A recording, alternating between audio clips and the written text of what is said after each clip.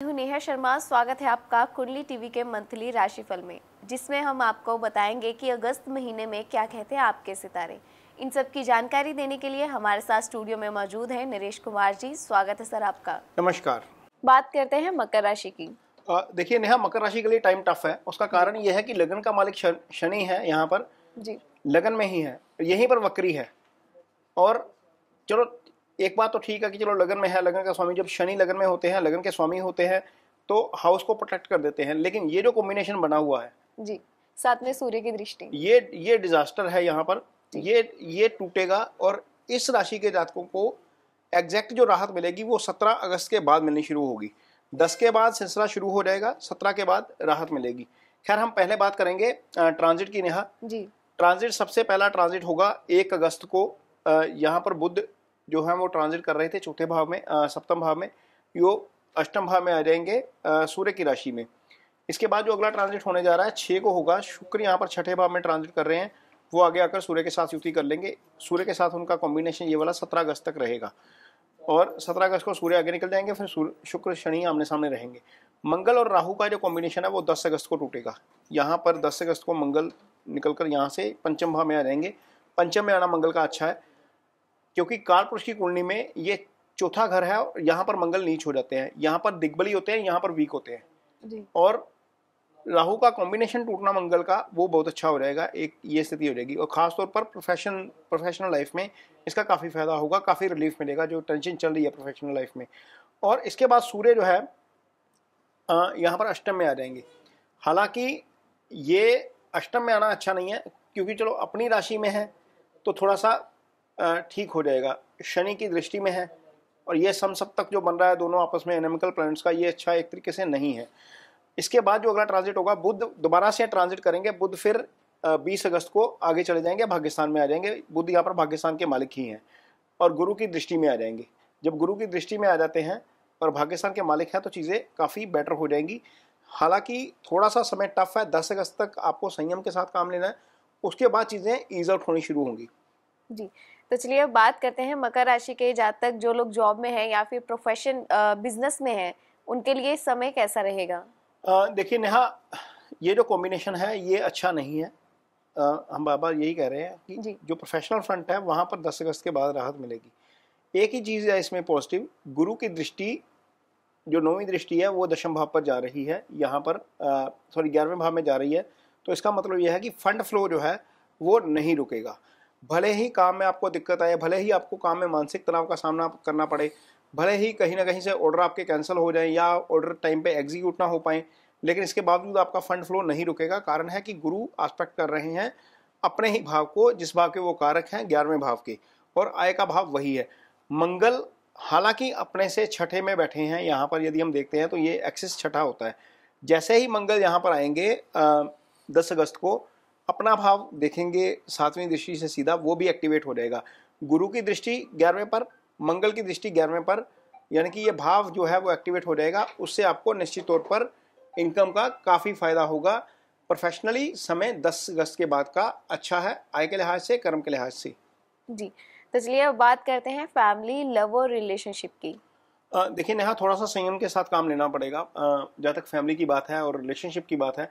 यहाँ पर देखिए जो सप्तम स्थान है वहाँ पर सूर्य है, ये पापी ग्रह हैं, उनके ऊपर शनि की दृष्टि है, समसप्तक बन रहा है, ये कॉम्बिनेशन अच्छा नहीं है। मंगल की दृष्टि भी सप्तम के ऊपर है, तो ये सारी चीज़ें बड़ा डिस्टर्ब कर रही हैं इस हाउस को।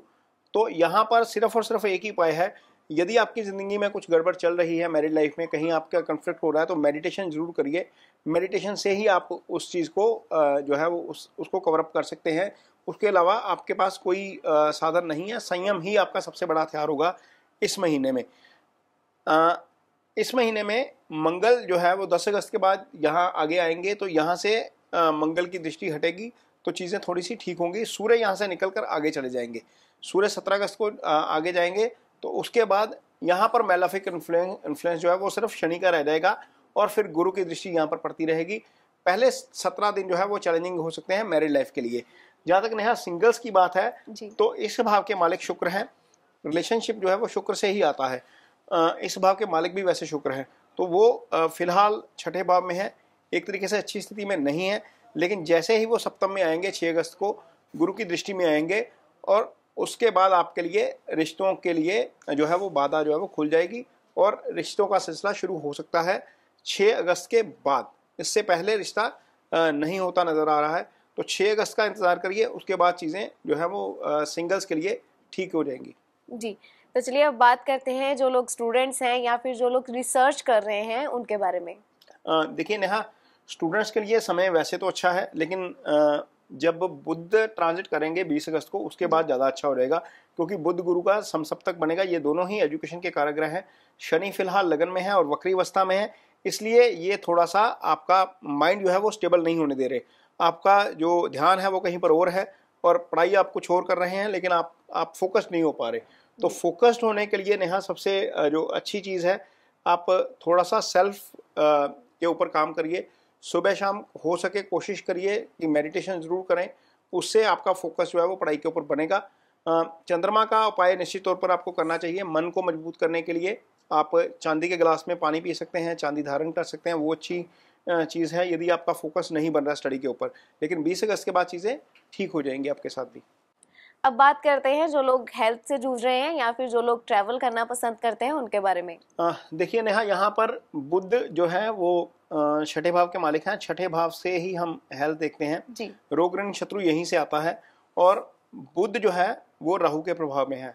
बुध अष्टम में पड़े हुए हैं, राहु के प्रभाव में है, इसलिए थोड़ा सा मानसिक तनाव के साथ साथ, क्योंकि राहु जो है वो सोच जो है वो बढ़ाता है, मानसिक तनाव के साथ साथ थोड़ा सा फिजिकल दिक्कत भी हो सकती है। उसका कारण है कि सारा वेटेज जो है वो प्लैनेट्स का इन्हीं भावों के ऊपर आ गया है, जहाँ से सामान्य तौर पर आपको प्रॉब्लम होती है, फिजिकल प्रॉब्लम होती है। तो थोड़ा सा सिर्फ और सिर्फ जो आपकी डाइट है उसको लेकर सतर्क रहना पड़ेगा, क्योंकि आपकी कुंडली में जो दूसरा भाव है जहाँ से ईटिंग हैबिट्स देखी जाती हैं, उसका स्वामी वक्री होकर सूर्य के प्रभाव में है, इसलिए चीज़ें थोड़ी सी आपके साथ खाने को लेकर जो है वो गड़बड़ हो सकती है। स्टमक इन्फेक्शन का खतरा बना रहेगा। और इसके अलावा यदि आप ड्राइव करते हैं, ट्रैवल करते हैं, तो भी आपको थोड़ा सा ध्यान रखना पड़ेगा ड्राइव करते वक्त। जब यदि आप ट्रैवल करते हैं, वैसे आप ट्रैवल कर सकते हैं, 6 अगस्त से पहले का समय ट्रैवल करिए अच्छा है, उसके बाद 20 अगस्त के बाद का समय ट्रैवल करिए अच्छा है, आप कर सकते हैं। इसके बीच का समय आपको अवॉइड करना चाहिए, भले ही आप इंटरनेशनल ट्रैवल कर रहे हैं, भले ही आप डोमेस्टिक ट्रैवल कर रहे हैं। और कोशिश करिएगा कि गाड़ी धीमे चलाइए, क्योंकि अष्टम जो है वो एक्टिवेट है। अष्टम से सडन लॉस देखा जाता है, दुर्घटना देखी जाती है, तो उससे आप बच के रहिए। नेहा, काफ़ी लोग हैं जो बोलते हैं कि एस्ट्रोलॉजी जो है वो क्या करेगी, यदि दुर्घटना लिखी है तो दुर्घटना होकर ही रहेगी। ये निश्चित तौर पर सही है कि दुर्घटना लिखी है तो होकर ही रहेगी, लेकिन 2 तरीके होते हैं, एक हम बिना हेलमेट के जाते हैं, एक हम हेलमेट के साथ जाते हैं। हेलमेट के साथ जाएंगे तो इतनी प्रोटेक्शन तो हो जाएगी, जितनी ज़्यादा चोट लगनी है वो शायद नहीं लग पाएगी। एस्ट्रोलॉजी वो हेलमेट का ही काम करती है, थोड़ा सा ध्यान रखने की ही बात है, अदरवाइज जो घटना होनी है उसको हम रोक नहीं सकते। जी, तो ये थी ओवरऑल बात। तो चलिए अब जानते हैं उपाय जो मकर राशि के जातक कर सकते हैं। देखिए नेहा, मकर राशि वैसे भी शनि की 7.5 के प्रभाव से गुजर रही है। चंद्रमा शनि जो है वो चंद्रमा के ऊपर से ट्रांजिट कर रहे हैं। सबसे पहले तो आप अपना व्यवहार जो है वो सुधारिए, क्योंकि शनि 30 साल बाद जब आते हैं 7.5 के फेस में, तो आपको आपके कर्मों का फल देते हैं। जो भी आपने कर्म किए हैं उसका सारा लेखा जोखा शनि तय करते हैं जब 30 साल बाद 7.5 में आते हैं। तो आप अपने कर्म को ठीक रखिए, किसी को तंग मत करिए, किसी को हर्ट मत करिए, वो सबसे अच्छा उपाय होता है शनि का ऐसा करना। और आपके साथ जो काम करते हैं, जो लोग सबॉर्डिनेट्स हैं आपके, कई बार नेहा आदत होती है फैक्ट्री वाले की या फिर जिसकी दुकान है बंदे की, क्योंकि उसको पे करना है सामने वाले को, वो बंदा उसको डांटता ही रहता है सामने वाले को। वर्कर को डांटिए मत, उससे शनि आपका खराब होता है। हालांकि वर्कर को काम के लिए आप प्रेरित करने के कई और तरीके भी हो सकते हैं, आप वो तरीके अडॉप्ट करिए, आप खुद इन्वॉल्व मत होइए। कई जगह पर लोग क्या करते हैं, मैनेजमेंट खुद इन्वॉल्व हो जाती है। मुझे लगता है कि वो काम आपको जो आपका HR है या फिर आपका जो डिपार्टमेंट जो देखता है ह्यूमन रिसोर्स को, उसको सौंपना चाहिए। और वहाँ पर भी जो ट्रीटमेंट है एम्प्लॉय के साथ आपका, वो ऐसा नहीं होना चाहिए कि सामने वाले को डिसरिस्पेक्ट फील हो, उससे शनि खराब होता है। तो ये उपाय है सबसे पहली बात। दूसरा, आप शनिवार के दिन 7 शनिवार सरसों का तेल लेकर छायापत्र में फेस देखिए, शनि की शिला पर अर्पित करिए। और यदि शनि अभिषेक में भाग ले सकते हैं, कहीं पर भी तो आप वहाँ पर भाग लीजिए, आपके लिए बहुत अच्छा होगा।